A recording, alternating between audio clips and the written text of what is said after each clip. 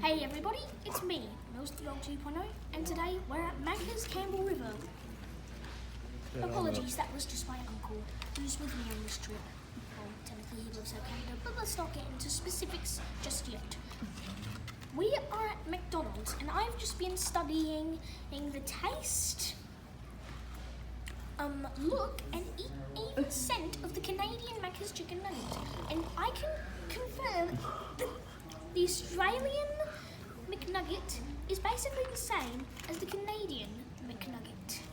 However, with small possibilities or differences. Number one is that the Australian version of the chicken McNugget may possibly be stronger, but really I don't exactly remember. So we could toss that out, but I don't really know. So there's a small possibility with that. Number two is that the Canadian shell is actually crunchier than I remember the Australian ones. So yeah, I'm pretty sure this shell is actually crunchier. Anyway, that's all for today. And happy days. Have a good day. Maybe do some nugget studying.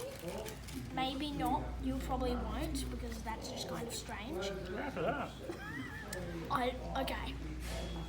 Well, my parents are nagging me to just stop. So yeah, I think I'm losing it. So like and subscribe. I'll see you in the next video. Woof.